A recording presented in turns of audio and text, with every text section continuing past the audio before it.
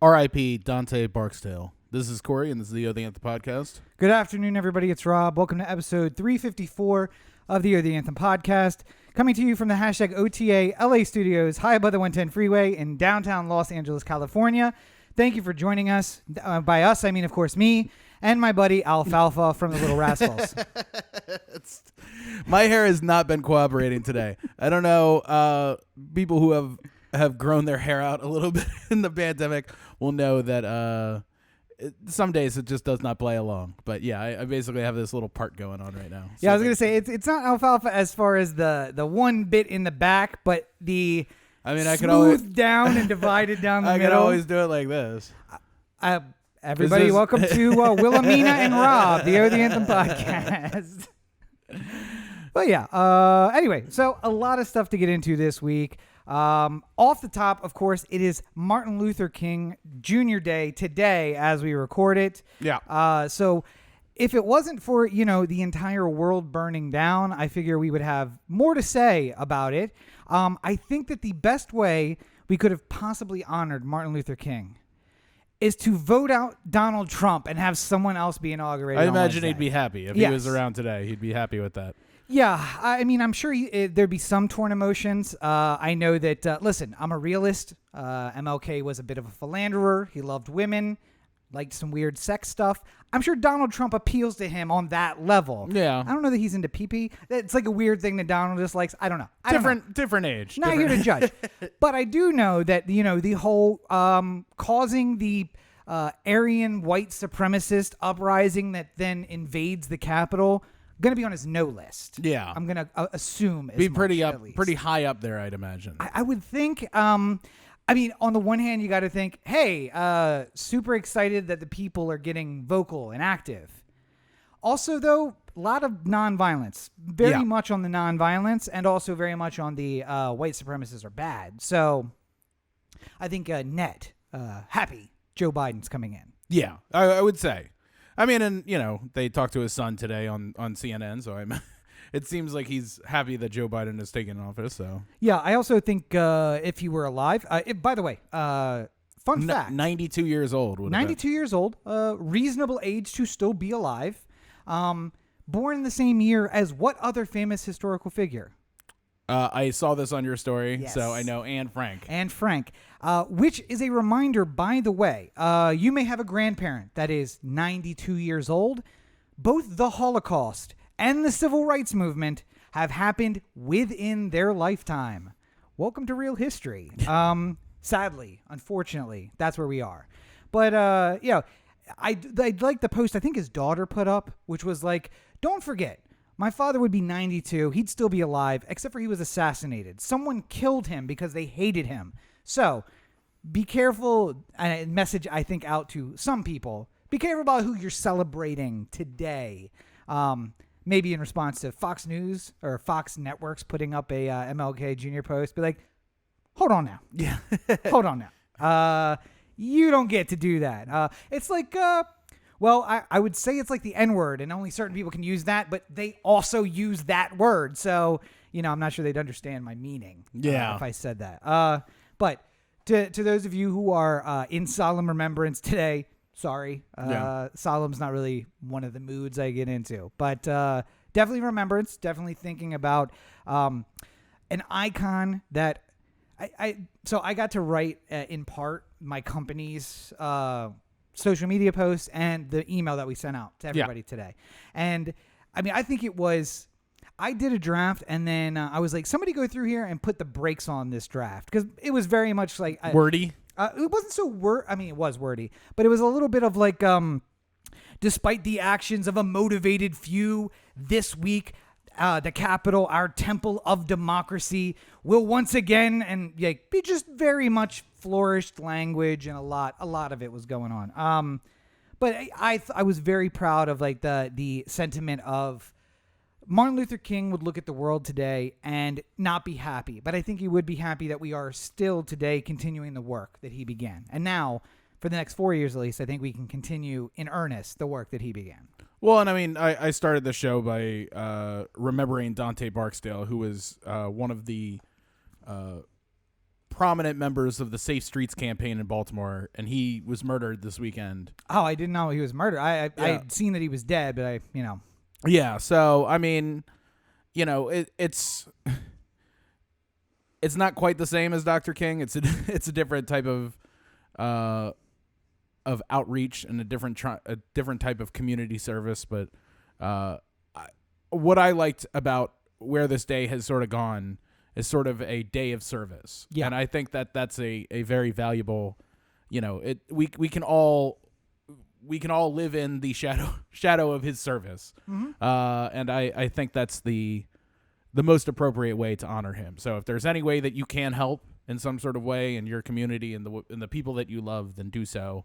And it's a super easy way to remember his legacy every year. Also, weird side note, Baltimore, the only city where they can have a story about you being dead and leave out the murder.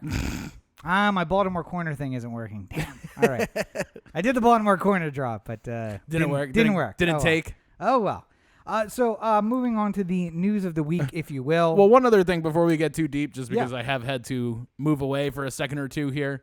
If you're wondering, watching the video version, where Corey went all of a sudden, or if there's a noise all of a sudden, it's because not only are we podcasting, but we're also babysitting the baby. Well, producer Brooks is in the studio. Yeah. And much like every producer we've had over the last few months, he's worthless, being more of a distraction than a help. And but he's, unlike our previous producers, super cute and forgivable. So we'll allow. Where are you taking this?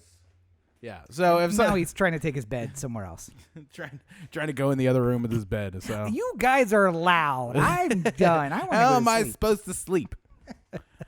But yeah, so this week, the Capital Region, I suppose if you want to call it the Capital Region. By the way, something else I learned in the past week or two.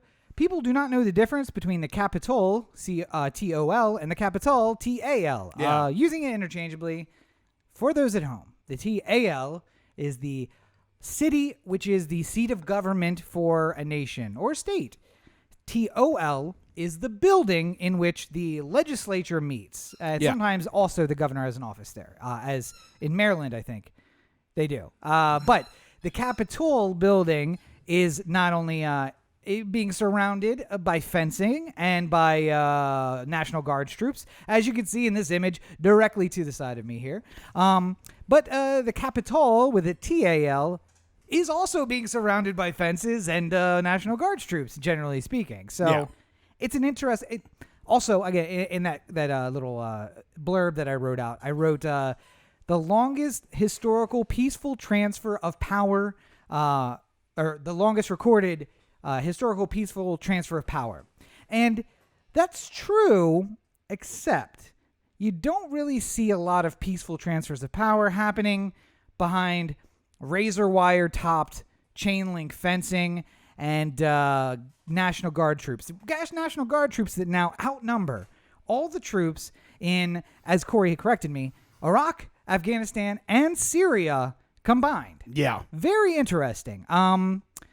It's so Orwellian has no meaning now because the right has taken the word Orwellian and just ruined it for everyone. Much like fascism, I found. Yeah. You know, I find it so interesting because I just recently, like, when you know a word, but you don't necessarily know how they word by word define it in the dictionary. Sure. Like, I looked up fascism again because sometimes it gets used so broadly that like anything is fascism. Yeah, but like, just side note before Corey says this, what you saw in D.C. is fascism. Nazis are fascism, and white supremacists are fascists. Well, I mean, by far right, just in general, is like fascism. So, there's so many stories about the fascism of the left, and I'm like, by definition, not fascism. Like, there's other ways to describe that other than fascism. Although, do you know what the breeding ground of those who invaded the Capitol? Like, they've identified 12 or 13 leaders of the movement online. Do you know what the breeding ground of those people was? Where? The Occupy movement. Really? And that blows you away, just like it did me. So apparently, historically, do you know other famous leftist leaders? Benito Mussolini is one of them.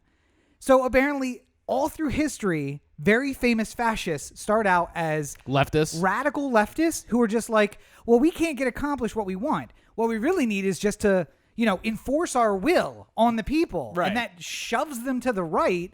And then they just like embrace whatever ideology will get them in the position to make life. It's Cobain's become part of the machine and rot it from the inside. Yeah. Turns out you become part of the machine and then stay part of the machine. So that never bothered to leave. Yeah. So all of these like Occupy people who were very much radical leftists are now leading the march on the Capitol. Very strange. Yeah. We're more than a week removed from this, almost 2 weeks at this point. Yeah.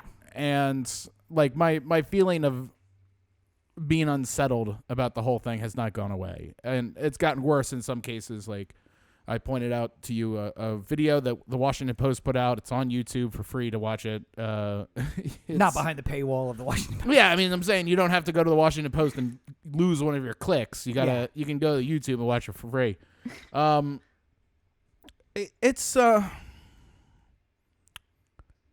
I do feel like I'm feeling a lot of parallels to 9/11 in the sense that nobody expected it. I mean, like people expected something on the day of the certification. Yeah. Because there was enough like talk in the air of something happening, but I don't think anyone expected that. Oh, and by the way, networks played down the crowd size. And Trump has been saying they've been playing down his crowd size for a long time. Yeah.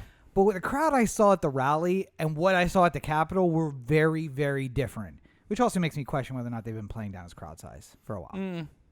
I mean, either or. I feel like the couple weeks after 9/11, where I think everyone was worried that there might be another attack or something else happening, or what is in the air right now, like that continued for me here. Like I'm sort of in a constant state of worry that I'm gonna hear about something awful happening somewhere.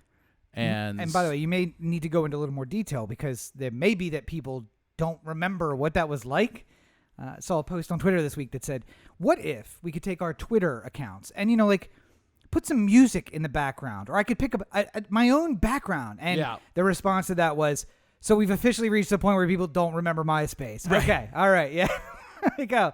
Oh yeah, man. Music and glitter background. That's just MySpace. Yay. So if you don't remember MySpace, you probably don't remember. Corey and I were of the like, hey, we're 17. If this really means a lot to us, we could go fight because the recruiters showed up the very next day. Oh yeah, I remember. I remember in high school. Really getting to it. Like, by the way, 17-year-olds are irresponsible. They cannot be making those kind of decisions for themselves.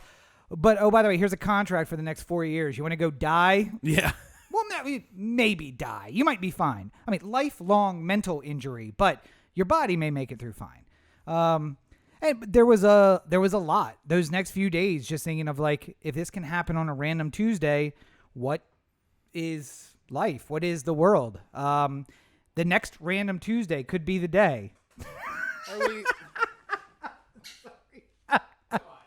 Corey did such a good job of putting up the Cat 5 table. It was just out of reach, and he found a way to like get up to it and bite it. And now there's nothing I can do. And just chew on it. If we suddenly lose the stream, Brooks is to blame. It'll default to Wi-Fi. It just may not be the best quality. So, oh, Brooksy boy. But it certainly the Capitol right now certainly looks like New York and DC did in the weeks after 9/11. Yeah. Where just I remember there being an anti-aircraft battery on the mall, and them saying like there was always a rumor that the White House had anti-aircraft missiles in the roof, and like if you got too close, they'd shoot you down. But there was a literal anti-aircraft battery up on the grassy part of the mall, and we haven't seen that yet. But we have seen the troops surrounding and the gates and everything. It's crazy. I mean, it's hard to say exactly what we should be expecting either. That's the part that's sort of unsettling about this whole thing is like, do I think that the people who are capable of storming the Capitol are capable of doing it again? Yes, I do. Yeah. I would hope that again, 30,000 people who are outside of the Capitol, most of them would see the tens of thousands of National Guard and other troops that are all around D.C. and think that now is maybe not the time to fuck around again. Yeah. I'd have to imagine that the numbers would be less because less 70-year-old dentists are going to go out there thinking that they're going to walk away scot-free. But as I'm at the point, but more dumb 22-year-olds might rush through. A lot of dumb 22-year-olds out there. And I would have said absolutely not. These guys respect the troops. They're not going to, make any. But 2 weeks ago, they were waving flags that were like the blue line flags, and they're saying, we're with you.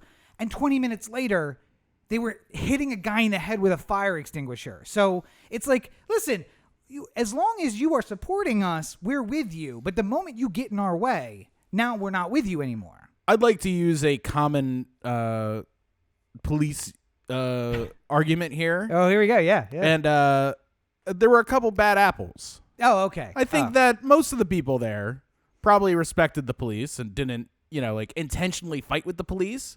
But the problem is you get just a couple of people within that group of 30,000 who are like, the one video of one of the cops talking about his experience. Oh, and yeah. Like they pushed him down and he was like just one person against several dozen who were like surrounding him. And he's like, you're just trying to stay alive. And like, you're down on the ground. You're hearing people say like, kill him with his own gun. Yeah. Like, so maybe not every one of the dozen or so people that were surrounding that officer were like, kill him with his own gun. But it only takes one. It only takes one person. And by the way, they were all thinking it as soon as the guy said it. As soon as you hear like kill him with his own gun, you're like, now it's not a person. Now that's a good idea. Let's do the thing that this guy said. So Cletus has an idea. Let's go with it. Yeah. By the way, not the brain trust that we should be taking ideas from, probably. But like I said, peaceful transfer of power. It is. Yes. First time in 100 years that the successor won't be greeted by the current president at the inauguration. Despite all the animosity at 2016, they were there. Obama was there to hand it over. Same with Bush. Same with, by the way, Gore sitting there as the guy who lost in 2000 to hand over to the guy who beat him. So it's not even the first time that's been. Grover Cleveland went to his inauguration, even though his mouthy wife had told them earlier, like, don't worry, we'll be back in 4 years. Yeah. Keep placing good form. And then, by the way, he won again. The only person to won 2 non-consecutive times. But even then, they stood there next to them and bit their lip and just made the pomp and circumstance. But now we're not going to have that. Air Force One is going to have the Nixon moment, where somewhere between D.C. and Mar-a-Lago, they will have to do the, Air Force One is now Air Force 2175. Yeah. Because the moment he's not the president anymore, it's not Air Force One anymore. Right. Well, I think Trump's plan was to fly down Tuesday night or something like that. So that's changed. That has changed. Is it now Wednesday morning? Yes, because he wants a huge send-off with a big military band and a 21-gun salute. Yeah. And they just couldn't accommodate him on the evening of the Tuesday. It has to be in the morning. So. Okay. Well. Yeah. Fine. Fair enough. Whatever you want to do. I really don't. And listen, clearly, as far as I'm concerned, I don't give a fuck about Trump anymore. I will happily talk about him if there are charges brought against him or anything related to where impeachment will go and stuff like that. But if he comes out with like, I don't think we should be giving out $1,400 checks to people or something like that, I don't give a fuck what you have to think. Like, too much of my energy has been devoted to caring about how people are going to react to the things that he says. And that's really the issue. It's not that he says things and then people say, oh, wow, that's a great idea. We should all band around it. It's just that he says things, and because he's president, it means that more people care about it. Yes. Yeah. And now I have to defend these thoughts that are put out. I have to care because you care because he's president. Yeah. Well, the good news is, good news for us because we're going to have stuff to talk about. Bad news for, the world and history. The Republican Party doesn't agree with you. They are ready to talk about Trump for the next 4 years, apparently, despite the fact that it may mean the end of the grand old party. I mean, it certainly is. When I left Maryland, which was at the 2016 election. And I moved to California, and I had to do my new voter registration and everything like that. Number one, I switched from Republican to Democrat because there's no real purpose in being a Republican in California, especially in Los Angeles. So that decision has always been fluid. I was a Democrat for a couple months when I was going to vote in a city election. Oh, that's right. Yeah. There was no reason to be a Republican in the city election. Yeah. I have no intention, though, of going back anytime soon because I feel like they haven't learned the lessons that should have been so plainly obvious in 2016. Well, wait.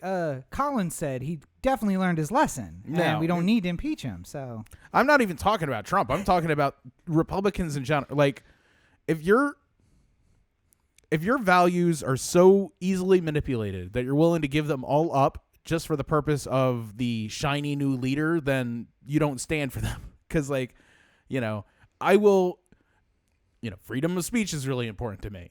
I might like a politician, but if they're not for the complete and total freedom of speech, then I am not going to be in favor of them because that is a core belief that I will not back down on,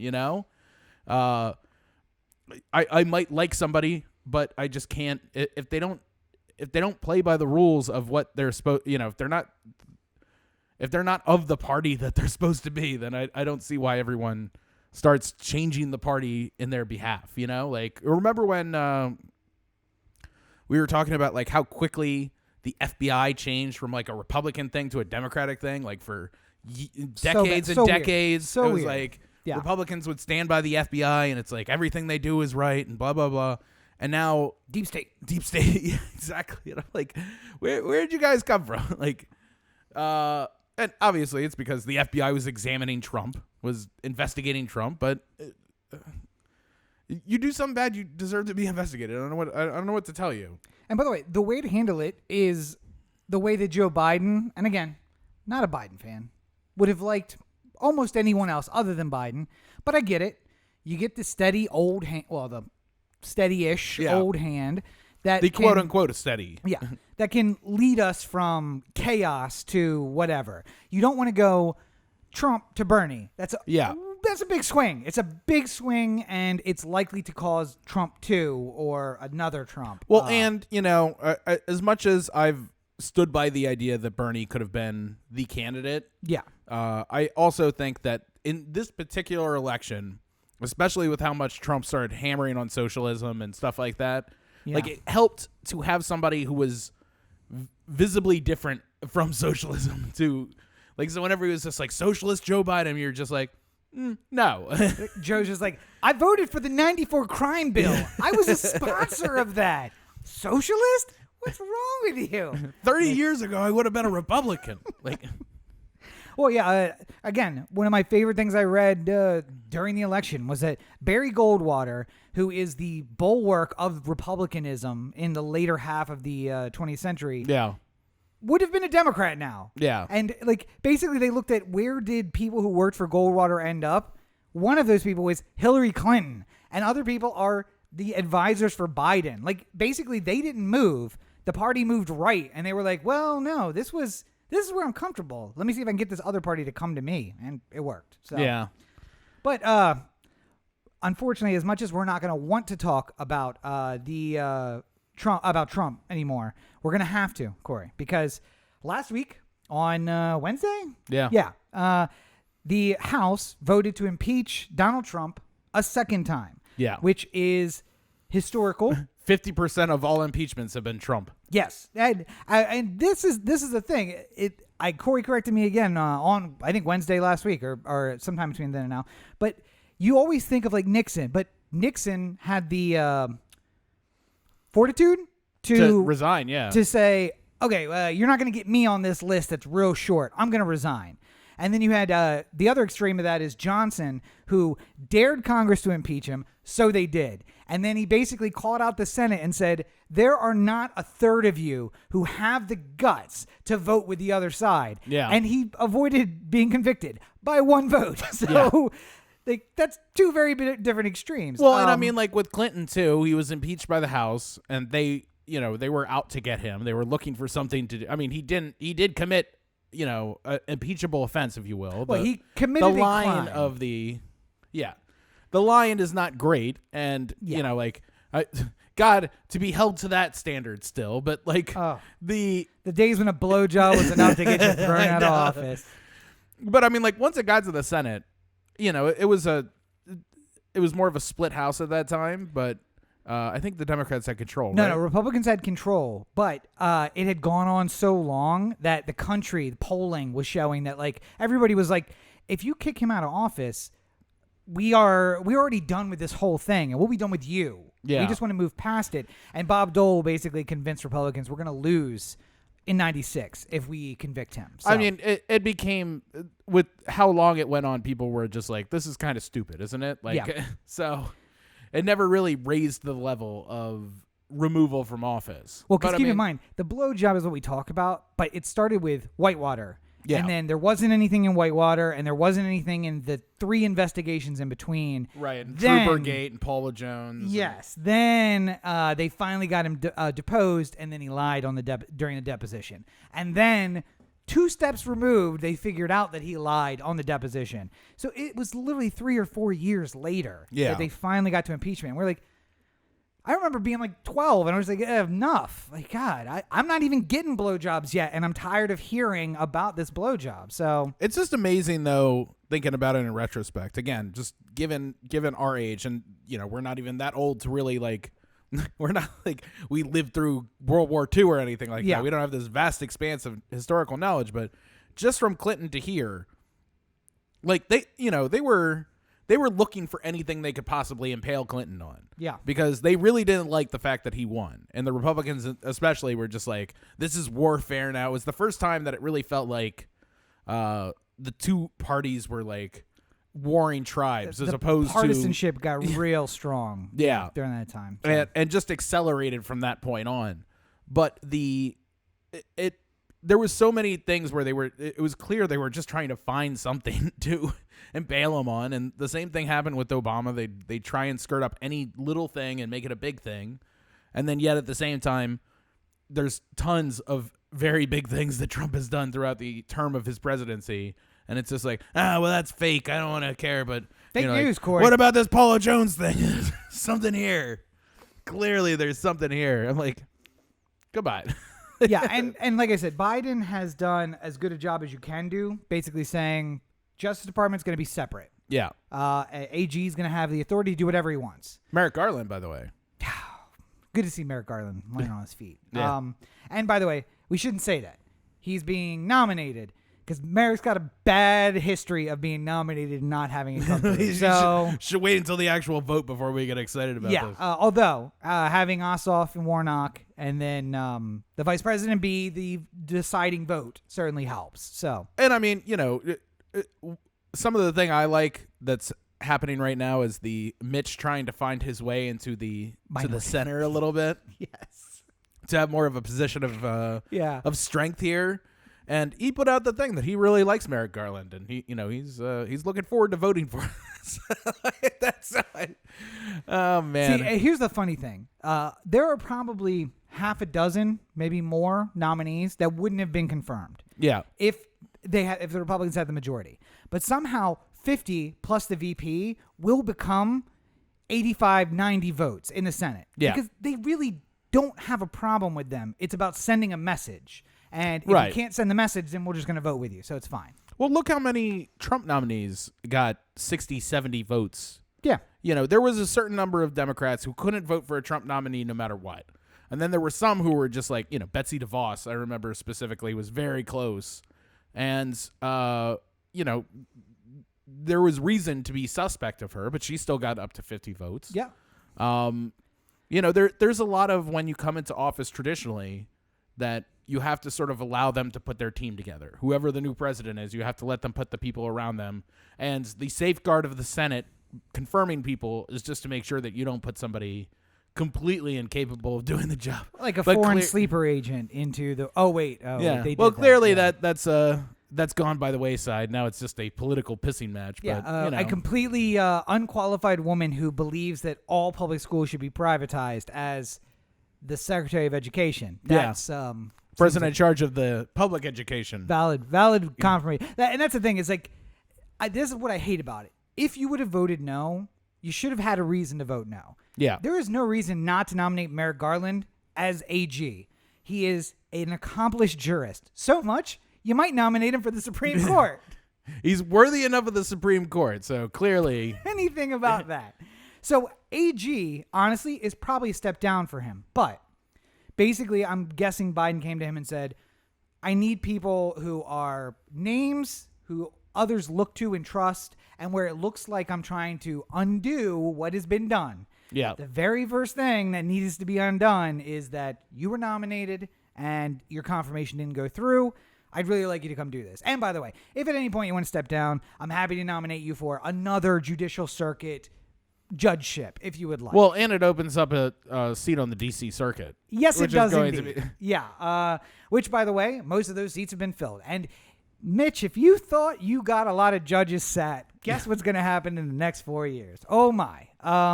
There's going to be a lot of judges done in the next 4 years. And by the way, every 4 years after that, because it used to be, they just sat on those. It's not important. But after this last 4 years, every time the majority has... There will not be an opening that will be unaccounted for any long period of time. So long as the president and the Senate are the same party. Yeah. When they're not the same party, you won't get any done. Yeah. But by the way, yeah, if Ruth Bader Ginsburg had died just after the election, or just after the inauguration, and Mitch had kept the majority, we would be a long time without a new Supreme Court justice. Yeah. Oh, it just would have been open. Nominations, seat rejection. Nomination, rejection. So. And all the Republicans who made the same argument of, well, we can't have 8 seats in case the presidency comes down to the Supreme Court, would all of a sudden be like, well, we can't sit somebody. We have to sit the appropriate in this person. unjust manner. Like, we need a long discussion about this. It has to be thorough. And I know people out there saying, well, that would never happen. James Polk. Scalia has a son. Can't he be a Supreme Court justice? Or in Trump's case, can we put an acting Supreme Court justice in there just for a few weeks? But James, is Barron capable of doing that? James Polk, president before Abraham Lincoln, I want to say 2 before, he might have been right before Abraham Lincoln. Yeah. Nominated 9 people to the Supreme Court in order to fill 1 seat because they reviewed them and they rejected them. For 4 years, he tried to fill a single Supreme Court seat. And then when it looked like the Republicans, this third party, had a striking chance of winning the presidential nomination, the Whigs and the Democrats were like, well, we don't want one of them, so we'll approve whatever you put up next. That's fine. And they got a new Supreme Court justice. Anyway, there's going to be, back to the topic, which was Trump and the impeachment. This will be, if you think it's dead because he's out, don't. Much of the Senate and the House has the same sentiment Corey had last week, which is, this ain't over. We're going to keep doing this. We're going to hold them to task. And one of those hold them to task people is going to be Trump. And aptly, they're going to keep him from running for president in 2024. I mean, I just don't get why anyone wants him to be around on the fringes. I mean, like, I'm just happy this period in American history is essentially over. I know as we speak right now, we have a couple days left. So who knows? But the pardon list comes out tomorrow at noon Eastern. So we'll see. And I'm, just as a shortcut on that one, I imagine there's going to be a lot of ridiculous pardons, but also there's a lot of ridiculous pardons literally every time a president goes out. The ones you want to look out for are, he probably can't pardon insurrectionists. No. Because that would be very bad. 2, if he pardons anyone in his close orbit, like Rudy or any of his kids or something like that, that's a different kind of question. Or if he tries to pardon himself. All of these, by the way, come with a admission of the guilt. A pardon comes with an admission of guilt. So it would be interesting to see what they are admitting to get said pardon. The funny thing is, a broad pardon just means you only have to admit that you may have done something that has broken the law. And if you pardon somebody for doing something for 4 years, I mean, what? You can't walk down the street without breaking the law today, Corey. So I don't know if you know about that. Yeah. But apparently the kids and the inner circle has moved down to the bottom of the list. But in true Trump fashion, there's some fear amongst the political people inside, the people who will be there when Biden goes in as well. that apparently like someone explained to him, somebody who wasn't them, explained to him that like, well, we're going to make a list and we're going to have official commutations. It's going to be great. But if, you just have somebody on your mind, he could literally write on a piece of paper, I, Donald J. Trump, pardon name, hereby full commutation and pardon, sign it on a bar napkin, and that becomes an official pardon. So even while flying on Air Force One, while it's still Air Force One, yeah, he can still pardon at people. 11:58 a.m., he could still be like, you know what, fuck, I'm going to pardon myself. Write it and hand it to one of the Air Force members there. Yeah. That becomes an official pardon. And hopefully it goes into the National Historic Register too, because I want to see that bar napkin 200 years from now to be like, you're kidding me with the bar napkin. Let's pull up slide 27. This is the actual bar napkin. You see the ring. That's because he'd already begun to enjoy the drink, and when it struck him that he should pardon himself. See the chicken grease here in the bottom left-hand corner. It's actually a McDonald's napkin that he did this on. He folded it inside out, so the M is actually on the inside. If you look at it in direct sunlight, it peeks through. Yeah. Somebody who should get pardoned for a lot of their crimes, people at Fox News, because should they get pardoned? I mean, if you were Trump, I think you'd want to pardon them. But fair enough. Yeah. So a big conspiracy theory that had gained a lot of strength in the last 4 years here was the murder of Seth Rich. Seth Rich was somebody who worked at the DNC, and there was conspiracy theories that he leaked the emails to Russia or something. Like, again, much like all these conspiracy theories, it's really hard to keep track of what the tangible story is. But essentially, it's Seth Rich did something with the emails that got hacked by the DNC, which was actually the Russians. And because he did that, Hillary's team of assassins killed him. A well-known team of Clinton assassins. Yeah, right, who've killed many people before, obviously. Yes. That became a article on FoxNews.com and then got heavily promoted by Fox opinion hosts, cited, like Hannity, used as a citation, as if it was real news. Laura Ingraham, all them, and it went on for a little while, and then Seth Rich's family sued, and we just found out about the end of this thing, which is a 7-figure settlement for the Rich family. For the inappropriate comments made by Fox News and stuff like that. Well, it's so weird that they would close out a case like this in early January. Usually you close those things out in the fall when you're taking depositions and stuff. That, they closed it before the election, but part of the terms of the settlement were not to announce it until after the election. Now, why? Why would that be one of the terms? I imagine because Fox News didn't want to talk about it before the election. They didn't want it to make it seem like they were at some part to play in this whole Trump nonsense that was going on for the last 4 years. I also suspect that this is the along with Pizzagate, which has also been proven false, one of the rumors that got a lot of people into the QAnon community. Because it makes sense to me. Somebody had to leak them. It wasn't the Russians. Clearly. I mean, it wasn't the people who have tried to steal our information before. So. Sure. That makes no sense. There's no connection there. But this guy mysteriously dying of a crime, which was unsolved, an unsolved crime, makes sense. That he would be the leaker and then he'd be killed by the Clintons. So I think part of this also was like, you know how you're about to vote for all these QAnoners? The other core belief that they have, other than Pizzagate, which has also been proven false, is also false. So maybe you have 3 or 4 of your core QAnon conspiracies. Yeah. And we're just eroding half of that or 2/3 of it. Well, I mean, so much of the problem with any of these conspiracy theories is the retort to that doesn't sound right to me is you just don't know enough about this, or we'll see is another one. It's just like, well, you know that the entire Supreme Court is made up of lizard people. And I'm like, I'm pretty sure that's not the case. Oh, you'll see. One of these days, you'll see. When and then you'll feel like a real idiot when you found out that they were all lizard people this whole time. Like, And by the way, there's no retort back to that. It's just like what do you? No, I'm not gonna see there. Because it's not like I've said I could be like, hey, I've met Stephen Breyer. He's not a lizard person. I mean, to be fair. By the way, Stephen Breyer, Thursday, TikTok, please. Anytime now. Anytime. Sotomayor, you're cool. Kagan, you're cool. Like, I'm trying to think. Listen, Thomas, you want to do a solid for people? Maybe now's the time. I'm just saying. I think he's the oldest one that's left, right? Breyer, Thomas. And also, Joe, I'm just saying, you're looking for a jurist, somebody who has been approved by a law school and a bar, and somebody who'll be on the court for, I don't know, 40, 50 years. Yeah. Just saying. Controversial opinions, want them from the left. You want to replace Ruth Bader. Let me tell you about the fiery things I will write. I just can't wait until I get called into the Senate confirmation hearing, and it's just like, we're going to talk to Rob's podcast host.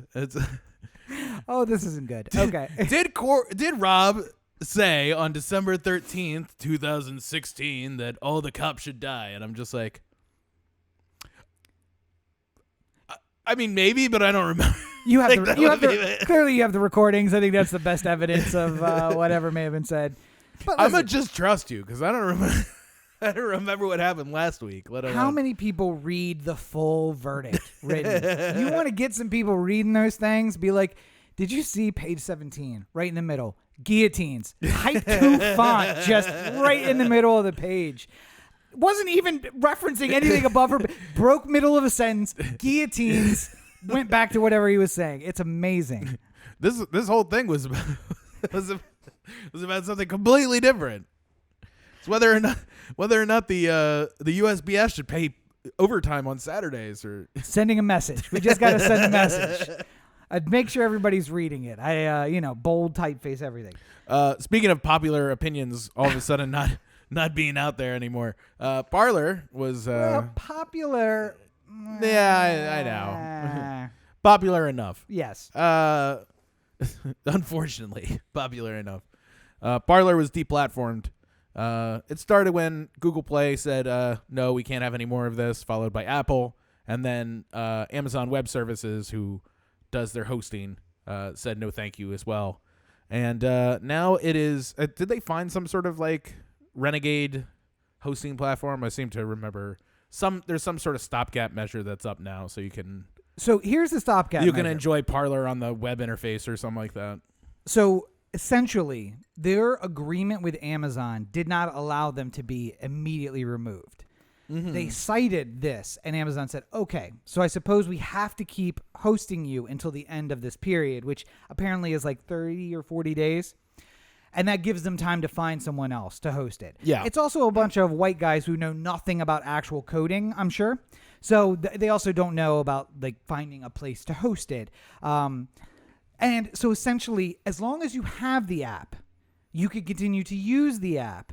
But there's a real loss of functionality because they have to put space limits on it because Amazon Web Services was basically like, well, we're not going to give you more space. So this is what you got. What you got is what you got. And also, if you delete it from your phone, you lose it because it's not available in the stores anymore to download. You'd have to go to the web interface, theoretically. And apparently, someone or a group of someones is creating fake accounts that match like known conservative people and saying, I deleted Parler and then tried to re-download it, and I got an update, so it's good to go. And tweets following that of like, asshole, I deleted it. It's not available in the web store anymore. And just amazing. But the likelihood is it will be fully deplatformed. And also, without growth, you die. So if I am a non-Parler user and I can't find it in the store and I go to a web interface and it's like, you can't post that picture that's greater than 2 megabytes because we have space limitations now. Now I'm like, I'm just going to go to Facebook and put my nonsense. Yeah. And I mean, like... You had a Parler account. You looked around. I have a Parler account. Actually, you know what? Let's look. You looked around a bit. I feel like everything I've ever heard about the experience of being on Parler is just like a shit show of the most insane, unregulated. Is it blank? My current feed is blank. I didn't follow anybody. Oh, that might be your bro. Oh, no. Port failure. Oh, So I can see my own profile. yeah. I never posted anything. I was a creeper on Parler. But I can see my profile. Theoretically, I would imagine that means I can see the things that I post. Yeah. But because I don't follow anyone directly or I'm not part of any groups directly, I was just creeping on stuff. It's useless to me now. I can't find anything on it. But I mean, like, it was basically just like the right eating their own, more or less, right? It was like a lot of people with like crazy conspiracy theories, and then one reasonable Republican, a Colin Powell type, who's just like, I don't know, this sounds a little bit far-fetched, and it's like, fuck you, Colin Powell. Yes. You don't know what you're talking about. I also realized I haven't opened it in months, so I could be several updates behind and just not able to access it. Yeah. I also didn't put it on auto update for fear that like who knows what the fuck was going to happen with it in time. Yeah, so yeah. I got the like every time you open it, ask me, and I'll let you know whether or not you should update. So in case I'm opening to delete. But nonetheless, it's almost fully deplatformed, and it will be fully deplatformed. More importantly, I think, allegedly at least, Twitter and Facebook have begun deleting problematic accounts and being more judicious about the things that people are sharing. And according to Facebook, instead of putting a warning on things, they're going to delete, which is a editorial choice. Well, there was a lot more, there was a lot of talk about Republican senators going like, what gives? I woke up and I have 40,000 less followers. And it's just like, well, probably deleted a bunch of Nazis and they were your followers. So maybe I just like, I didn't complain like when they went through and swept and like deleted all the like fake accounts and shit like that. I wasn't like, oh man, I'm down 8 Twitter followers. Like, I don't even know how many Twitter followers I have. It's probably for the best. I think I'm in the 1,500 range on all platforms. Yeah. Because by the way, that puts you in the top 10% of internet users. Just so you know. Yeah. There is a 0.1%, and then there is the rest of us. That's how that works. But maybe call some introspection when you read the story that says deleted a bunch of Nazi accounts, and then you log on and you see your follower count has been reduced significantly. Yeah. I mean, it won't. But maybe it's you. That's my point. I don't really know what to tell people who don't understand how the First Amendment works. Oh, another great tweet this week was Sarah Sanders, AP civics teacher, reaching out to her on Twitter. Like, we covered this. Yeah. 3rd week of the semester. I always cover it. Clearly, you've forgotten how the First Amendment works. And then giving a First Amendment lesson. Yeah. Responding to Sarah Sanders. Again, beautiful. I don't know why these people think private companies are responsible for making sure that literally any ridiculous thing that could be said out loud can be said. The problem, the thing is, if you think about it realistically, I can say almost anything on Twitter that I want to. Yeah. I can say really awful, far out things and say people have said or I have heard or, like I have heard that all the people in the Senate are aliens.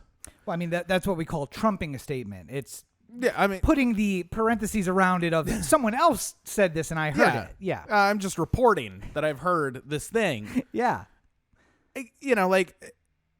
They can't really stop you from saying that sort of thing. If you say, I intend on this day to commit felony A, then that's a very different thing. And you don't have the same sort of legal protections that you would if you just said that, like, you're allowed to say whatever you want in the First Amendment, but you're not allowed to there are some exceptions. Intentionally cause confusion or harm to people. Can you, I think even you might know that, what is the major exception legally speaking to the First Amendment? Well, the fire in the crowded movie theater. Fire in a theater. And can we not say that at this point, some of those accounts are essentially shouting fire in a crowded theater? Oh, Only yeah. I it's, mean, march on the Capitol in a crowded Twitter space. Well, I mean, going back to another famous free speech argument, I know it when I see it is another way of sort of describing this whole thing. Yes. I couldn't tell you like what the exact framework of a problematic tweet is,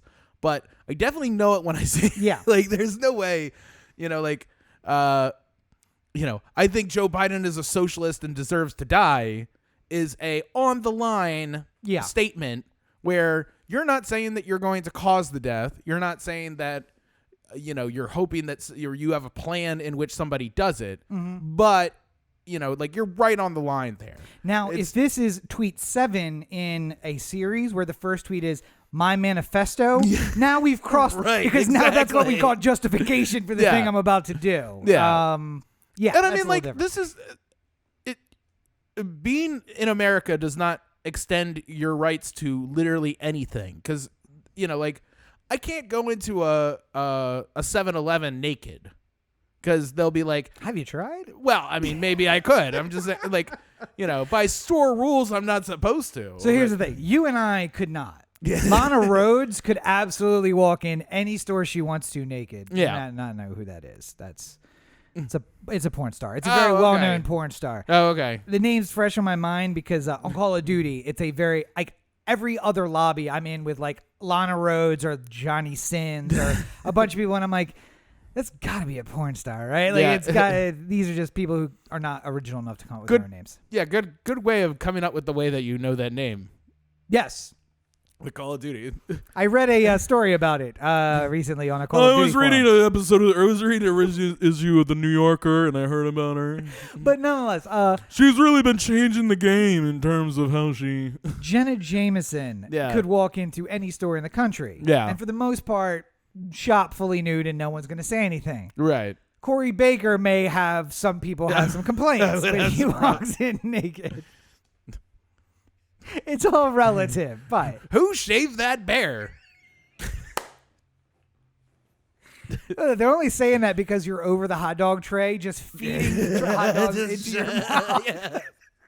Yeah. I've gotten into the trash again. No, but. You need a minute. Okay, all right. Yeah.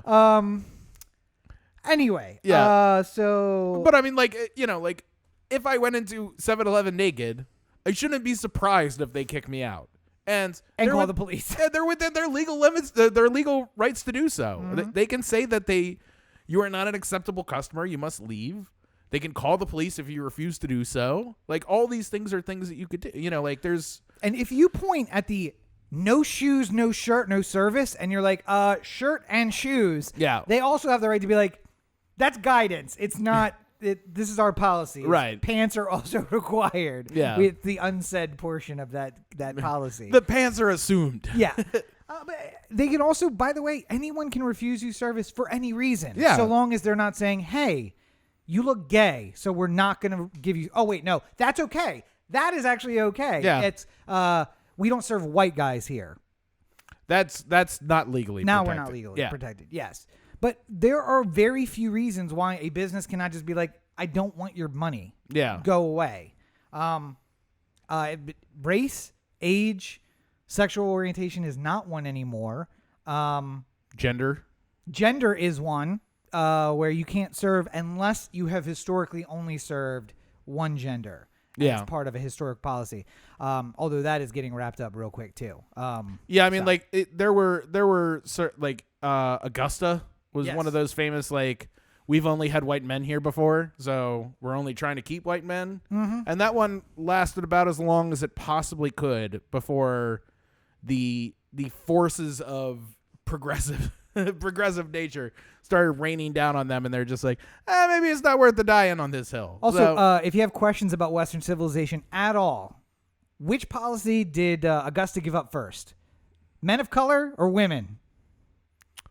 I think it was men of color, right? Men of color first, yes. Yeah. Because as Harriet Tubman pointed out, even black men have the vote, and I don't have the vote because it doesn't matter. But Augusta literally said, all right, we'll let some black folks play here. And the women were like, well, we wanted women to play as well. And they're like, not so fast. Listen, this was a big step for us. We're going to need a couple decades, all right? Yes, yeah. We like the slow method of progressivism. And you're just going to have to wait a little bit. We're like the Catholic Church, somewhere in the 25th 4th century, we're going to allow the gay marriage and stuff like that. But until then, listen, they let them come on Saturday between 4 and 7. They can all come out together, and they have the course. As long as they're bubbled and then after they leave, they come out and they clean the whole golf course to make sure all the estrogen's out. But beyond Twitter and Facebook and Parler, the GOP has a bigger problem, which is just QAnon in general, because there is so much more than the social media aspect of it. Because I think what we learned from the insurrection at the Capitol, they were communicating on Facebook and Twitter and all those places, but they also have signal groups and they have website forums that are like fallback positions. If they kick you off Facebook, you can always go into your signal group and be like, hey, where can we communicate again? We're going to go. And by the way, this is one of the things that people hate. They go to YouTube channels, just random YouTube channels, and in videos, there'll be conversations about like, hey, we're going to go kill this guy later. And you're like, if you are like me and you check your comments, I don't know, once a month. And you're just like, wait, what's this now? What has been happening here in my comments? On my review of Pleasantville, I have a whole conversation going on about how we're going to go to the Capitol. But that's the thing is, QAnon is bigger than these platforms. Once it's now in the heart of people, they're going to find a way, and the party has to figure out, how do we get over this hill? Well, I mean, it's acceptance. That's the real problem here, is that, this is something I was telling you last week. Like the people who, it used to be that racists could only have other racist friends. If you had if you knew somebody in your life, some guy who lived on your street or something like that, if he was problematically racist, then he wouldn't have a lot of friends. He wouldn't have a lot of support system around him. There was no way of him making new friends, because eventually he'd make some sort of like awful joke, and then people were like, I don't want to really be around this guy anymore. Yeah. And now the internet has given space for people who had traditionally been left to their own devices because they were too problematic for people of polite society to come together and make it think that there are overwhelming numbers of them. I think that's the real, because, we were talking about the Capitol, and, it's 30,000 people, but that's not enough to like literally overtake the Capitol. It could have been if they were a little bit more better organized. Better organized, yeah. I mean, it could have happened, but it wasn't enough at that time to overtake. So you got to think, like, how many of these racists are out there thinking that there's a ton of other racists out there, because there's at least 30,000 of them who were able to crazy and devoted enough to. And by the way, not all poor dumb people. There were private jets. Yeah. Oh, God. To D.C. for the protest. Yeah. So, 2 things of note. 1, hello to Terry, who's watching us on Facebook. Thank you for checking it out. Welcome. If you would like to check it out, you can always watch on Facebook, on YouTube, Periscope, and Twitch. We're live on the recordings every Monday night. The other thing that I wanted to say about that is that there is something insidious about that. I'm worried that somebody has read The Art of War by Sun Yat-sen, because what that teaches is you never put your full force into anything until you know you can win. So, the fight for the right, or the Unite the Right rally is one thing. And you're like, okay, so we did this. Look how many people showed up. And then we do this thing. We get somebody, all 30,000 to show up at the Capitol. Now imagine if we put guns in the hands of 10,000 of them before they went. And the other thing I said is the chronological video of all the personal videos. If I'm one of the organizers, who apparently, according to the investigations, didn't go in. There was a lot of people outside sending people in. Yeah. But because they didn't go in, they are not up for any charges.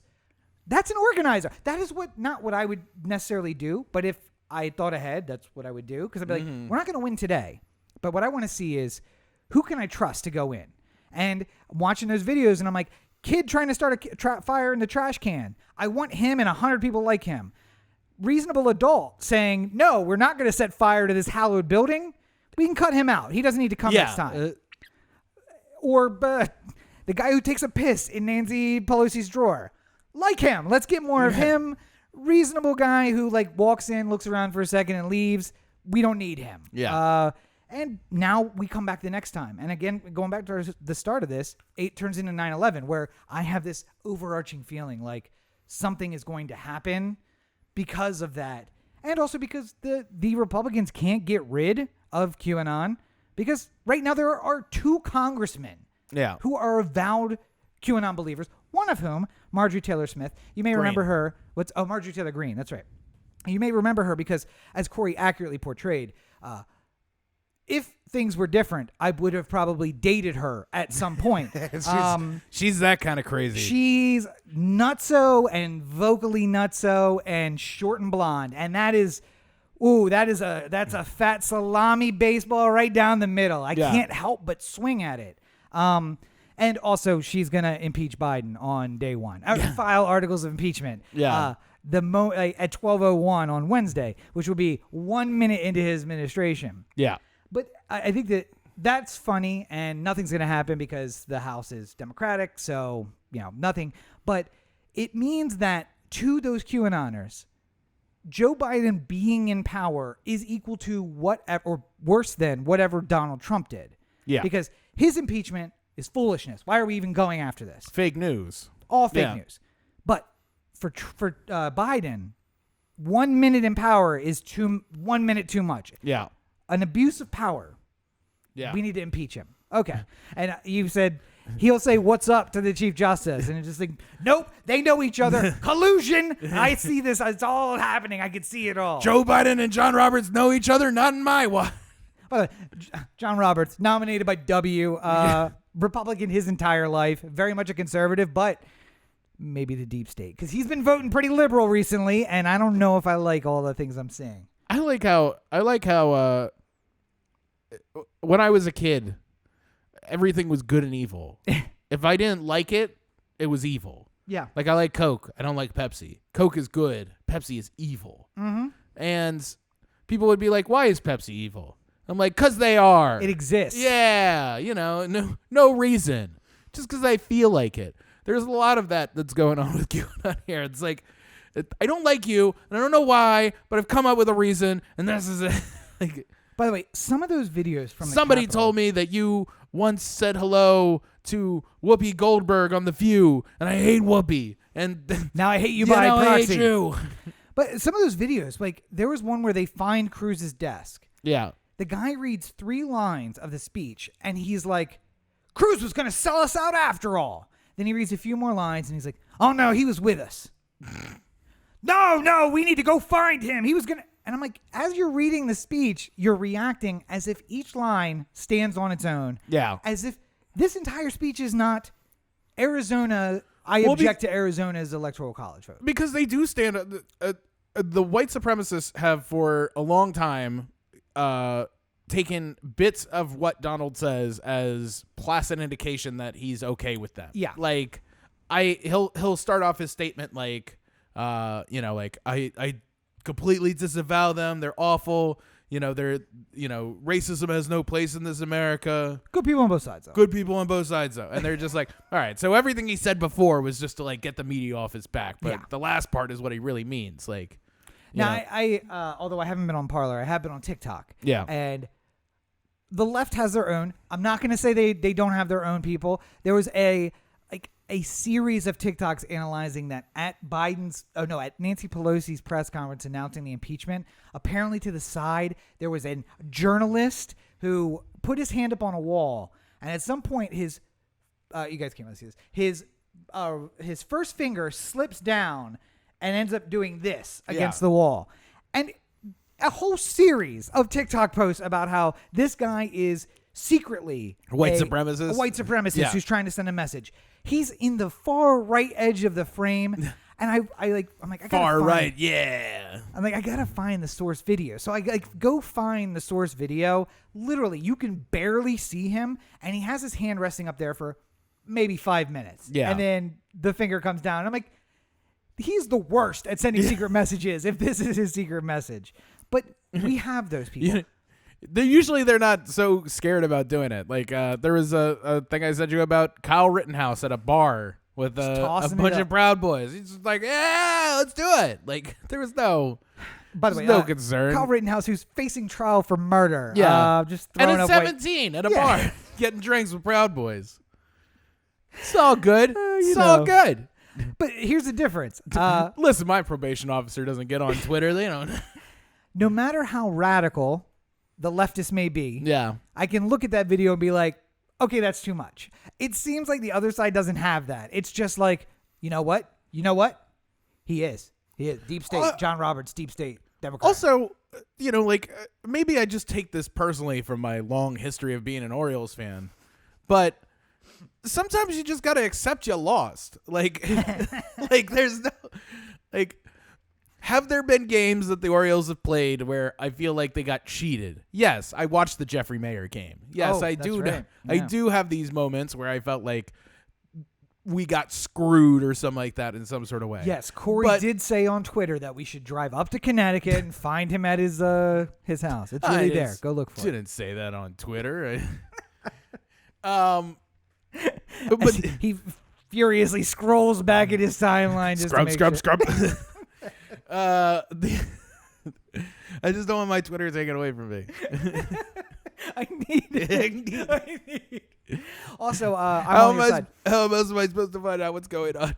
I don't want them to give you the Trump treatment because next thing I know is like, oh, the anthem's down and his digital's down. I'm like, everywhere he tries to post, they're just taking him down everywhere. Just on the Anthem digital, it's like, hey, it's Corey. I have a really out there idea. Blocked. Cut it off. Have I been upset and felt like we've been screwed or, there's some sort of injustice? Yeah, I felt it a couple times. Was the punishment ever reasonable enough for me to feel good about it? No. But eventually you get over it and you're just like, one of these days we will win and that'll feel great because you have to, the losing builds character. Mm-hmm. Boy, do I have character. Oh, yeah. But by the way, it's especially hard when you're standing there and it's, game 3 of the ALCS. And you're just like, I mean, we made it all this way. They're going to show up. Yeah. Nope. Just didn't. But I mean, it's like the QAnon people have it's never their fault. Yeah. Or it just never, it just didn't work out this time. It's not an acceptable ideal in the QAnon, because everything is so muddled with the many hands of the radical left pedophiles.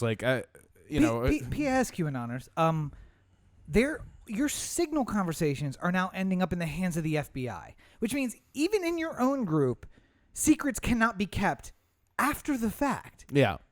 Yet, there is a deep state cabal that has, to this day, kept the secret of the ring of pedophiles who are running the world. Yeah. Think about that just for a second. I mean, I don't think it's weird that people think that there are people with immense power and influence out there. Oh, yeah. Well, and there are people. Yeah, I mean, but that's not unusual. And, I don't necessarily think it's weird to think that powerful people could put the kibosh on normal. If I wanted to run for Congress and for whatever reason Hillary Clinton didn't like that I was running for Congress, I'm sure she could pull levers to make it so that I would not have a successful campaign. Yeah. She could do backroom deals that I wouldn't be capable of doing to keep me from running, or how keep about me to get the things I need to run a campaign. A PAC gets organized against you that just supports the other person, and millions get dumped into it from black money sites. That's nothing I can do. Right. So there is an example of a potential person who could stand in the way of me being able to do something because of their influence and their power and everything like that. That's also how Marjorie Taylor Greene gets elected to Congress. I mean, on the other side, yes, absolutely. Yeah. I mean, she doesn't just. If you think that she just got in there because people voted for her, it's so much more muddy than that. Yeah. I don't know what to say. It's so. Sometimes you just lose. I mean, we all have to deal with it at some point. Just because somebody has influence doesn't mean that they're all in it together to sort out influence, because that's not how it works either. If I could do something that helps Rob, he would want me to do it because it's helpful for him. Yeah. if I did something that hurt Rob, then he would probably not want me to do it. Right. But I mean, like, he only has so much choice in the matter. Sometimes I got to do things that Rob is gonna like just because it's better for me. Yeah. You know, and I'm not gonna like, you know, go to the Skulls meeting room and just be like, we have to have it out for whether or not I make this decision because it'll hurt Rob and he's part of our cabal of high-powered Democrat. You know, like, yeah. And by the way, the person 9 steps removed from us has no idea who we are. Yeah. And makes a decision that negatively influences us. They also know one way is going to hurt people, the other way is going to hurt people. But one of these ways helps me as well. So I'm willing to hurt some people, but help me. Okay, great. And we happen to be one of the ones that gets hurt. Yeah. That sucks. I think about the quote that's like, when you've had excellence for so long, equality seems like oppression. Yeah. And that's all I can think of with all of this stuff. It's just like, oh, so no one's called you on your bullshit for so long. And then somebody's like, no, I'm going to call you on the bullshit. And you're like, wait, deep state cabal here is controlling stuff. That's one thing I don't like. There's been a lot about people saying that, you know, like, the sort of the generalized ideas of racism and the racist people who are just like, I don't want other people to have the same equality because it means less equality for me, essentially. That's how equality works. I just can't think, like, looking back on history, like, we've always been better when we've been more open and accepting.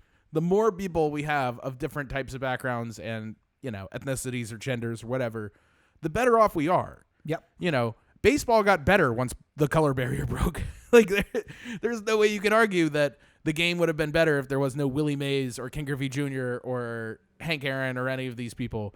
You know, the same can be said, like, you know, like, how much would you fucking enjoy music if you couldn't hear, you know, like, black people be involved? Like, it having more people involved in any kind of endeavor doesn't hurt people's ability to get to the top. It's, you know, like, everyone has the same chance, hypothetically, in an equal system.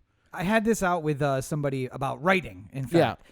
There was a day and time when William Baker steps off a train in Los Angeles and mentions offhand to someone he's come to be a screenwriter. And you have a job later that afternoon. Yeah. At one of the 3 studios where you could possibly have a job screenwriting. Yeah. Now, unfortunately, 2 white guys show up in L.A. 100 years later. There is no welcome wagon. There is no King of Hollywood coming by to look for scripts. But also, there are 1,000 production companies looking for talented people to write. And yes, there are probably just as many studios now. But, you know, in the end, there are more people making more things. And just because being white doesn't automatically give me something doesn't mean I'm worse off. By the way, also, it makes me think I have to write better. I can't just write whatever gibberish I want to write. It's got to be good. And there's more opportunity. You know, the times where it really was clear that there's, you know, hands on the scale, per se, like, talk about Hollywood and writers and stuff like that. The first screenwriters in Hollywood were women. Mm-hmm. Because it wasn't an important job. No. It was you throw anything on the page, we'll shoot it. It's fine. I mean, in the minds of the people who were making the movies, the scripts were so interchangeable that basically a secretary could do it. Yep. Which is why the women and we need them typed, so the secretary is going to have to touch it eventually. Just let her write the whole thing up. It's fine. Yeah, I mean, there was a lot of sexism involved in it, and a lot of, like, well, this isn't important, so we don't need them. But then as soon as they realized that it was important, imagine how many white men suddenly became the screenwriters in Hollywood and stuff. And how like many that. women got relegated back to being a secretary. Yeah, and how long it took for women, people of color, to be accepted into the same, you know, it wasn't until indie movies really took off and people could make their own movies without having to have some sort of corporate overlord decide whether or not it gets made, to allow these new voices to come out. And, you know, by the way, my writing of Moonlight would be garbage. Yeah. But it didn't stop people from telling the stories of all of these people. It was just, we got, what is that very famous super racist movie that they showed at the White House? It's like, Birth of a Nation. Yeah. Birth of a Nation is supposed to be a true tale of the South. Yeah. But they are so far removed from any black person's life in the South that they're like, this is how they are, right? I feel like this is how they are. That's fine. Put it up on screen. It's okay. And it was then embraced by the KKK and shown at the White House. So it was, and Birth of a Nation specifically is like a really weird, like it's like, it's a very important movie because it was, because of when it was released and how big it was and production and everything like that. It was like the first modern movie in a lot of ways, but it's awful that it's such a disgusting and controversial movie because it's like, every first year film student has to watch it. I watched it in my first film class. Yeah. So, and, they make you watch it and you see like where we've come from because this is the first of like a movie that looks recognizable to what we have today. Yeah. But you're also watching and you're just like, this is not of the time. Like this feels very, very wrong. The running time is like 45 minutes on it. Like it's long, but not a full length feature movie. Maybe it's an hour, but I feel like it's not quite a full length movie, but it is long. And I just remember that it still filled the 90-minute class period because we had a talk before and a talk after about like, okay, so we're going to watch this because it's important to movie history, but it's not important because of the subject matter, which is terrible. And I want you to divide the difference. Look at the shot. Don't look at what the shot is showing you. Yeah. Listen to the words, but don't put them all together into functional, meaningful sentences. Think about how the characters are interacting with each other. That's it. And then you watch it and you're like, whoa, this is terrible. This is a terrible movie. I mean, it's well done because last week we were watching. It's terrible and really important to see at the same time, which is like a really. Yeah, the week before we're watching the movies with no script where they're like they have a 4-page outline and they shoot a 20-minute movie and you're just like, and I mean there's plenty of books like this too. Oh yeah. Like obviously like throughout time where it has problematic elements of it, but it's still a classic piece of literature for Gone with the Wind. Yeah. Is a good piece of literature, very problematic, not the movie that you have seen at all. It's not it is a Hollywood adaptation of that movie. But enough about old Hollywood because I want to talk about new or current, at least, America. We have to do a COVID update. And you found the story, so I don't want to speak out of turn with all the numbers. I'm going to let you take that on the new numbers that we've heard this week. Yeah, I mean, basically, just since after Election Day, so November 4th, we've had 60% of our cases, our total cases have happened since then. In the U.S. And 40% of the dead. And we're at this moment, we're either coming up on 400,000 or just past 400,000. It's hard to say who has reported their deaths for the day. Problematic because we're coming out of a weekend. It's always underreported on the weekend. And then, projections are, though, by Inauguration Day, we'll be at 400,000. And the number to keep in mind is 414. That's how many 414,000 is approximately the number of Americans who died in World War II. Yeah. So I know I said months ago, we've now hit the number that is Americans who died in all wars except World War II and the Civil War. Yeah. We're about to hit World War II. And then, by the way, Civil War on its own is 620,000 Americans, but both sides were Americans, so it's different. And we're on track to hit that by mid-year. Yeah. If things stay the same. If things stay the same. And we were talking in kind of the pre-show meeting just about, like, why?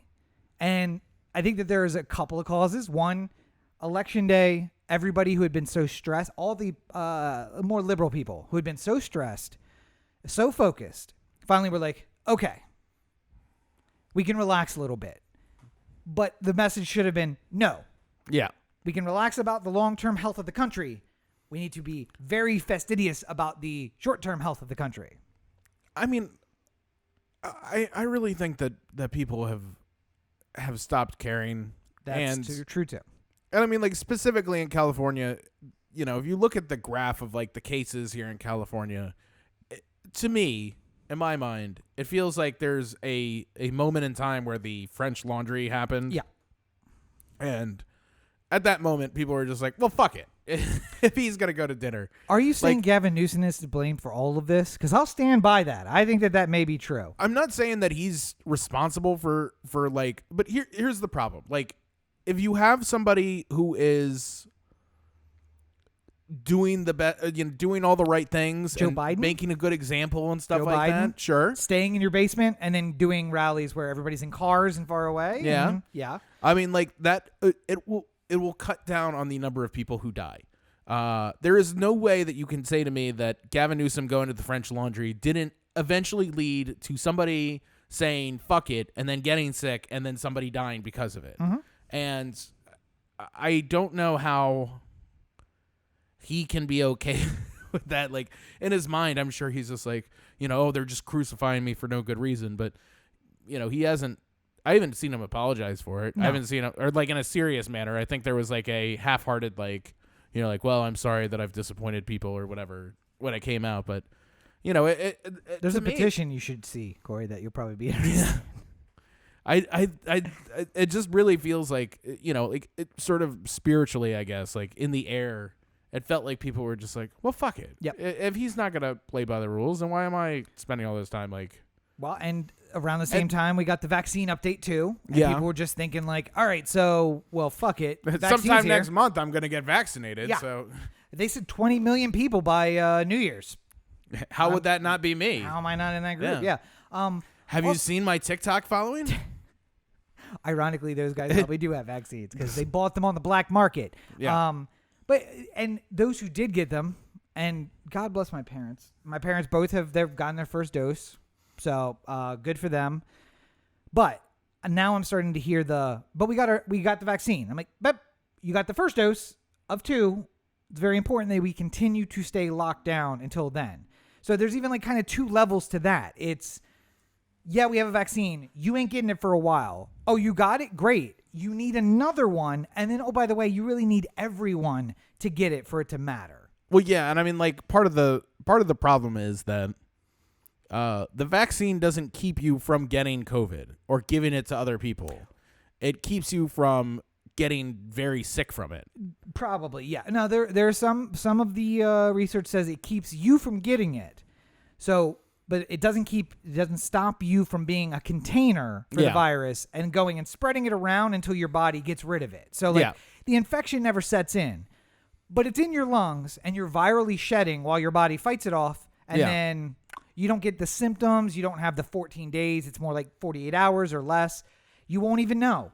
But all that time you can be, especially this new, the UK version, the UK version and the South African version that apparently you're contagious almost immediately after getting it. Yeah. You're just carrying your container of air full of COVID, just shedding it around to everybody. So Right. But I'm saying, like, if there's still somebody that you're worried about, you being vaccinated, if your parents are not vaccinated, but you're vaccinated, it's not like you can't get COVID and you can't give it to others. Right. They would need to be vaccinated too, because then nobody can, like, you may have it in your system.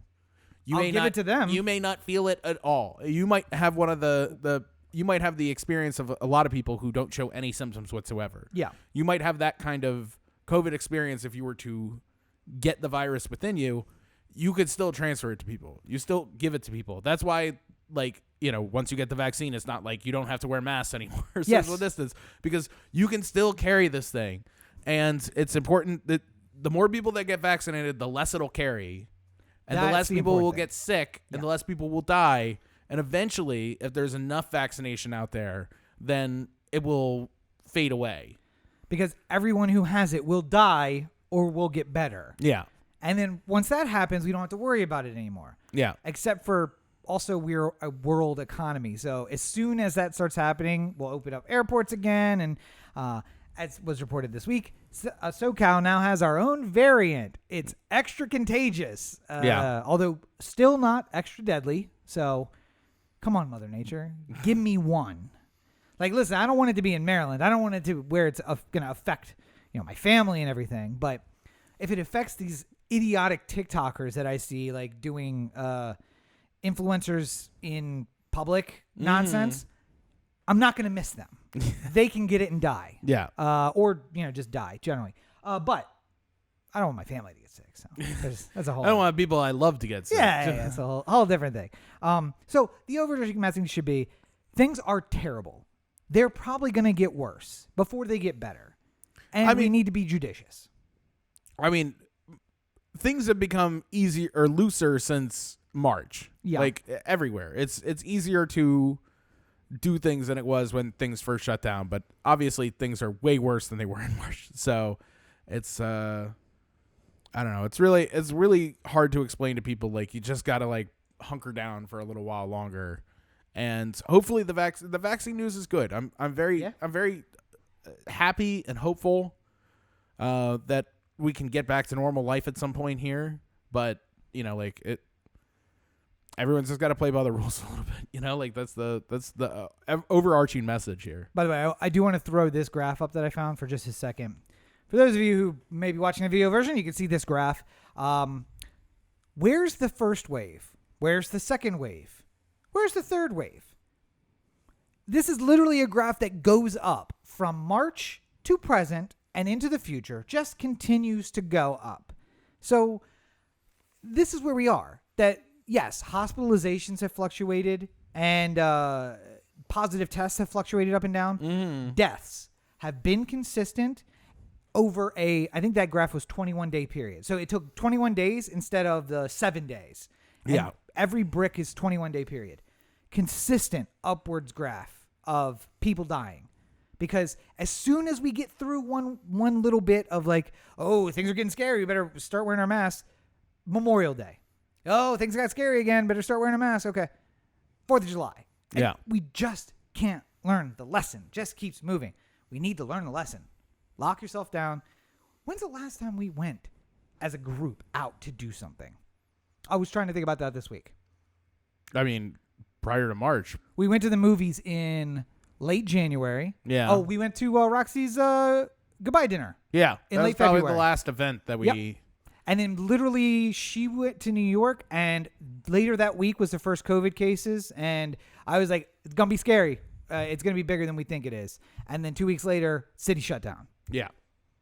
So it's been since her birthday dinner, or her like going away / birthday dinner, February. Yeah. End of February of 2019 since we've gone out and done anything. I want to. I have tried to convince these guys to there are safe things we can go and do. There have been times when someone else has suggested it, and I've been the voice of reason to say, I don't think that sounds like a good idea. And I've kind of expressed this to people too. Like I have, it sounds like it's off topic, but I don't like going on. I don't like the idea of a cruise because I don't like the idea of feeling stuck somewhere. Yeah. Like it makes me so anxious that I would never be able to be happy. Only an Alaskan cruise where you're in view of the shore the entire time. If I can swim to the shore, then hypothetically I can get off this thing. Half the Alaskan cruise thing is that the shore is so beautiful. It's cold. You're not going to want to go there. There's a hot tub here, but you can see it. It's fine. But I mean, like, I don't want to be in the middle of the ocean somewhere for multiple days because if I feel like I'm stuck, then it really starts like messing with my brain chemistry. Oh, but they have lifeboats, Corey. And the idea that COVID is basically me being stuck in real life. Yeah. Like, you know, and I have to be stuck to be safe. Like, that's really, you know, because by this point in a normal time, I would have been to the movies 50 times. I would have been out to dinner 100 times. And I probably would have been to Vegas at least 4 or 5. Well, you mean like in a year? Yeah. No, movies way more than that. Once a week, we were doing like 3 times a week at one point during the summer. Right, but sometimes it fall. You know, sometimes we don't do every week kind of thing. That's so, true. like I was saying, like a week average about, you know, but like twice a week, I probably would find myself out to dinner. You know, even if it was, you know, we're going to someplace. Denny's. Yeah, going to Shake Shack or whatever. Like, you know, I would go somewhere. You know, I would travel. I would do, even if it was driving, like I'd find somewhere. Home for Christmas. Yeah, or home just in the middle of the summer. Oh, like, that too. Yeah. But here we are. All these things are off the table because nobody can get their house in order. And it's funny because Corey, what about lifeboats on the cruise? Why aren't you? Do the lifeboats make you feel better? No, because if the boat sinks and you need to get on the lifeboat, it's a smaller, less secure version of the boat that just sank. And that I only bring that up because that's when you're like, oh, and I get it. As much as I push for us to do things, again, sometimes I'm the voice of reason. Sometimes I'm the voice of like, let's get the fuck out of here. Yeah. It's the lifeboat of Corey's example where it's like, well, it could just be us and we can go do something. Yeah, so I don't feel safe in my house, the place that I live all the time. And you want me to go to another house that I don't live in all the time, that I'm not going to feel safe in, and relax for the weekend. Cool. Yeah, let's do that. Well, I mean, also beyond that, and this will be the last point. Well, sports ball real quick on our way out. In Southern California specifically, we are at no ICU space. Negative space now. Yeah. Right. People are in fucking, parking lots and stuff like that. And you might feel invincible from COVID. You might say like, well, I'm young and I'm not going to get sick. Like if I get COVID, just go to my bedroom for 2 weeks. I'll pass it. It'll be fine. Yeah. I can go to Mexico to my family, some gold toilets and stuff. It'll be fine. You can figure out some sort of way to survive this thing if you're young, But if it's like my gallbladder can't burst right now, or I can't get hit by a car, or I can't be stabbed by somebody, like anything I don't have any control over whether or not it happens right now is potentially the cause of my death. Like I could like maybe under a normal circumstance, 2017, my gallbladder bursts and I'm on the floor in the bathroom for hours waiting for someone to come home, right? And then finally, it's not funny. No, but I'm saying like finally Rachel comes home and like the internal bleeding and there's like something bad about the gallbladder or the spleen. It damages the spleen usually when it bursts. So, but like there's like an acidy thing that goes on in your body. Yeah. Mm-hmm. So like the longer you're sitting there like bleeding out, for lack of a better term, you're getting worse and worse. And then maybe I get rushed to the hospital and maybe they shove me right into the emergency room and they work on me. That's not possible right now. The hours of waiting around happens in the ambulance on the way to the hospital now, where you wait 6 hours before you can be intake into the hospital. And then some 26-year-old says, of all the people we have here, is this guy important enough for me to send up to the ICU? Oh, right. Is he going to survive? Or do I put him in a bed somewhere and tell him, oh, everything's going to be fine until he dies? And then that's what it is. And, that's terrifying for a number of other reasons. And, that's part of my fear of, I would love to do something right now, but I'd also like to not do anything while there's no emergency room space. Like I was going to say, I every couple of days, every couple of weeks, really, I go through this, like, you know what? I'm not leaving my house for 4 or 5 straight days. And that's because at some point I'm riding a scooter and I get clipped, my elbow will get clipped by a rearview mirror. Yeah, side mirror. Somebody will push me a little too far. And it reminds me that if I get driven off the road here, I'm going to a hospital that has no space. And I'm going to sit with a compound leg fracture in an ambulance for 3, 4, 5, 6 hours. Then get in. And then after I've lost half of the blood in my body, they're going to be like, blood shortage though. Is this guy going to make it, and his quality of life going to be worthwhile for us to add him to the list? And he's going to need ICU space, and we have none. So do I even send him to surgery if I know he's not going to have a bed upstairs after this? Like, fuck, because I took a scooter to work. Yeah. Okay, or I can get in an Uber with a stranger, and they get there in a car. But then, we have the green, but somebody didn't see the green because they're texting, and there's the terror will paralyze you. Somebody could just run through a red light. Yep. Like all these things are very like people go to the hospital for no fault of their own all the time. It's not, and it paralyzes me for a couple days until I have to be like, all right, so I can't just not leave my house. Yeah. Also, I'm out of food and toilet paper. So things are about to get real dire if I don't just at least go to the store. And then I go to the store and I'm like, okay. Well, and there's a part of I want to go out there because I don't want to be scared of the world. Like I want to at least go out and like get some fresh air and get some sunlight and see people. Like even if I'm not interacting with people, just stay over there. Physically seeing people helps like make me feel better about my life. But like, also I live by myself and I have to make sure that the world hasn't ended in the last 3 days that I've been locked inside. I'm like, oh, people's still here. Good. Okay. All right. So we're good. I don't want to be. I'm watching the classic Twilight series, Twilight Zone, and I got the. There was time now. Yeah. I sent you the video. Yeah. It's I don't want to be that guy. I don't want to come out of the vault and just be like, where is everybody? Oh. And then drop my contact. And there was time now. But you know what else we always have time for? Sportsball.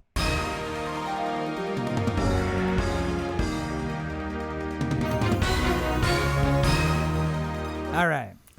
So a sad end to the Ravens season, falling in Buffalo. And we get a content claim. I didn't think you did it well enough for them to figure it out. Not.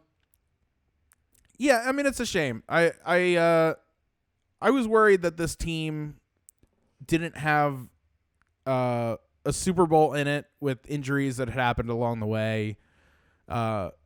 Not having Ronnie Stanley, a all-pro left tackle, and then having to move everyone else in the line around, and both of our centers having the yips, and not having true playmakers other than Lamar Jackson out there, and then losing him and J.K. Dobbins and stuff like there was a lot of things that didn't make it seem like, again, as a fan, I'm going to hold out hope. I'm going to, just watch the game and imagine that there's going to be some way that we're going to win. It doesn't always work out that way. Buffalo is a really great team and deserve to move on.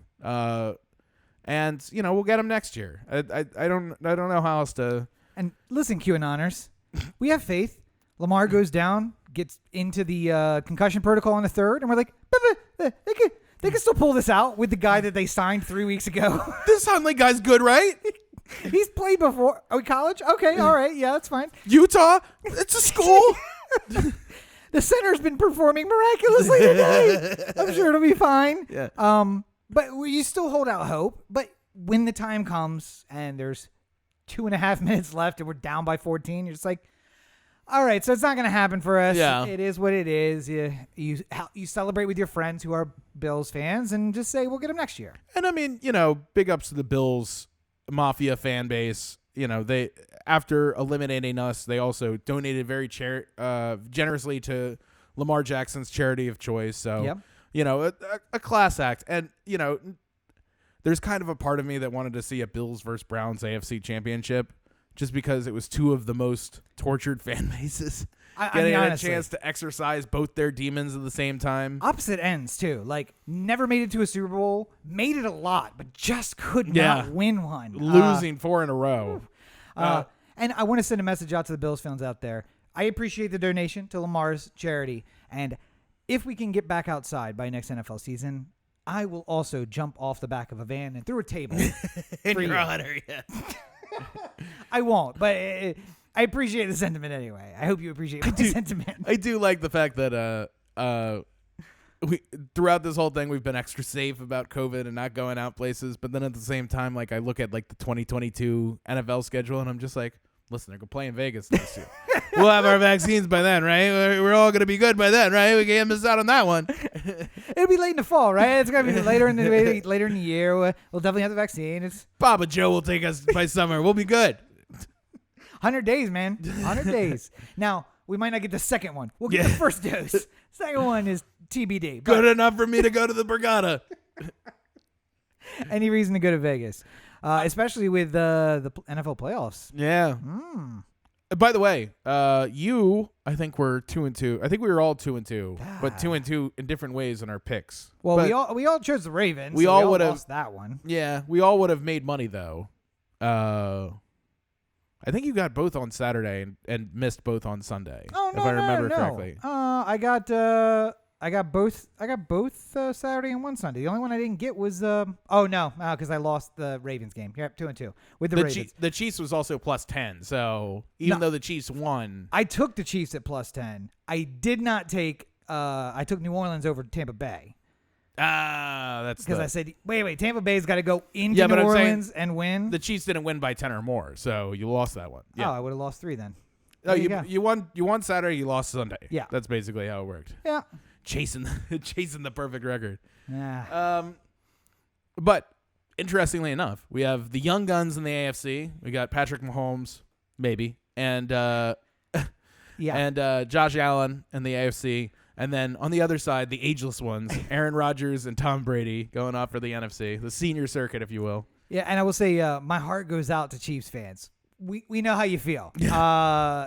His injury was in the 4th, I think, though. There was kind of there was a moment there where I was thinking about doing some oh god, what was the Chappelle's show character? The like, you got any more of that Henny? Oh yeah.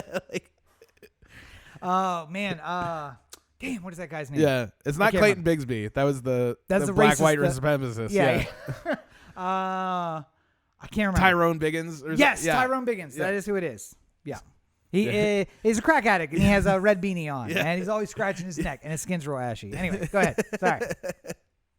I just thought that was funny. You got any more of them Hennies?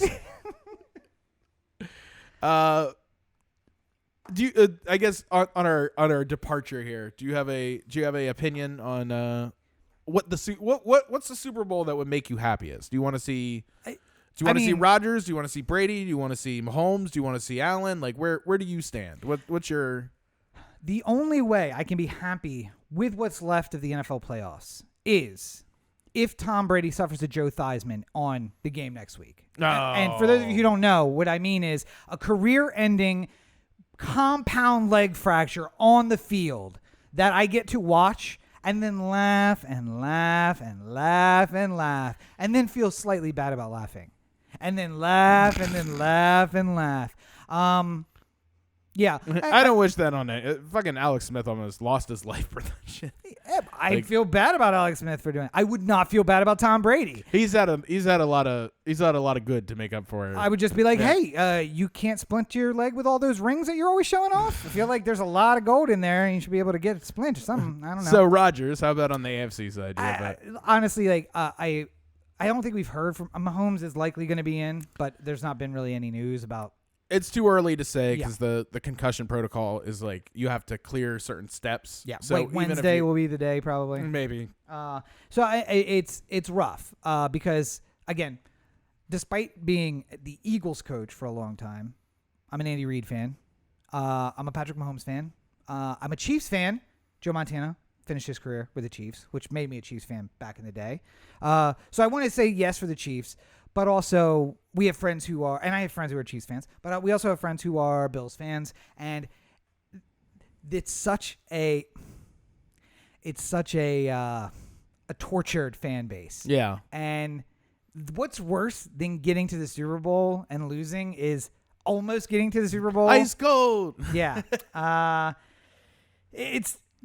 don't know. I part of me says, despite all of my feelings for the Chiefs, you had it last year. Yeah. Let the Bills get in, and then have them be beat by Aaron Rodgers, the second quarterback of a generation or third quarterback of a generation to rob your franchise of a title. I think I'm with you. I think in my dreams it's a Rodgers a Packers versus Bills matchup in the Super Bowl. I think that would be fun. Are you also dreaming about a compound fracture for Tom Brady? No, I don't wish ill on him. I mean, like.